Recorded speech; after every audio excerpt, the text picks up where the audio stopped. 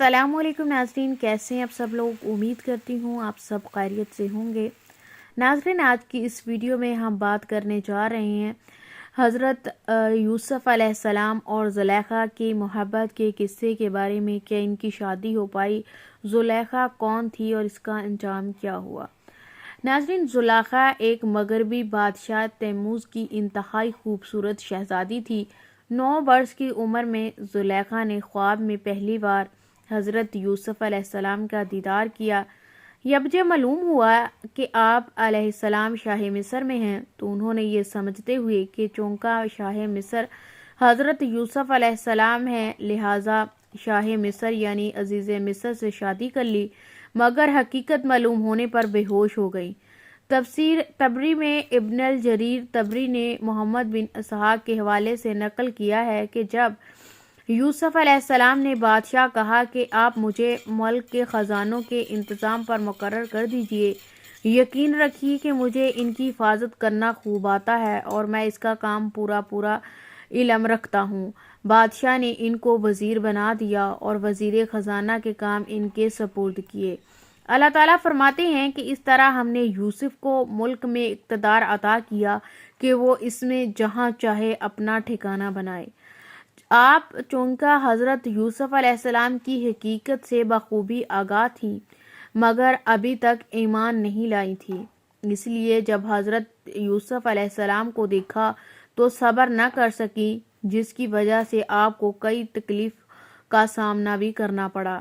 یہاں تک کہ امام غزالی رحمۃ اللہ علیہ کے بقول انہوں نے حضرت یوسف علیہ السلام کی محبت میں اپنا حسن اور مال اور دولت قربان کر دیا، 70 اونٹوں کے بوجھ کے برابر جوہر اور موتی نثار کر دیے۔ جب بھی کوئی یہ کہتا کہ میں نے یوسف کو دیکھا ہے تو وہ اسے بیش و قیمت ہار دے دیتی، جہاں تک کہ کچھ بھی باقی نہ رہا۔ حضرت یوسف علیہ السلام سے حضرت زلیخا کی شادی کا واقعہ بھی بڑا عجیب ہے۔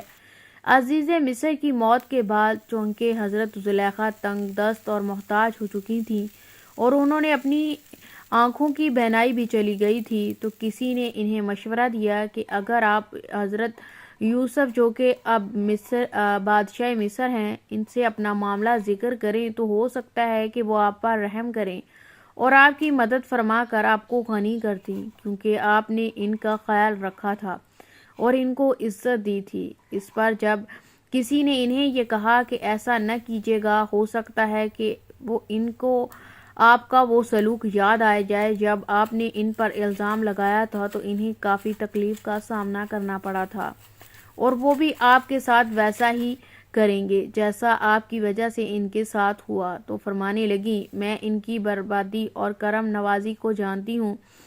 چنانچہ حضرت یوسف علیہ السلام کی گزرگاہ میں ایک ٹھیلے پر بیٹھ کر ان کا انتظار کرنے لگیں۔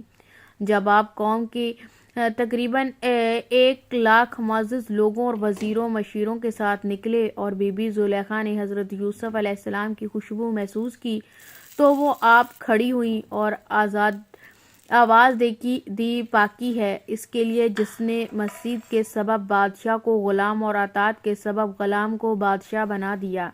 آپ نے پوچھا، تم کون ہو؟ عرض کی، میں وہی ہوں جو آپ کی خدمت خود کرتی تھی، آپ کے بالوں میں اپنے ہاتھ سے کنگھی کرتی تھی، آپ کے رہنے کی جگہ کی خود صفائی کرتی تھی۔ مجھے میرے کیے کی سزا مل چکی ہے، میری قوت ختم ہو گئی ہے، میرا مال ضائع ہو گیا ہے، میری آنکھوں کی روشنی چلی گئی ہے اور میں لوگوں سے سوال کرنے پر مجبور ہو گئی ہوں۔ پہلے مصر کے لوگ میری نعمت کو دیکھ کر رشک کیا کرتے تھے اور اب میں اس سے محروم ہو چکی ہوں، کیونکہ فساد کرنے والوں کی یہی سزا ہے۔ یہ سن کر حضرت یوسف علیہ السلام بہت زیادہ روئے اور حضرت زلیخا سے فرمایا کہ کیا تیرے دل میں میری محبت میں سے کچھ باقی ہے؟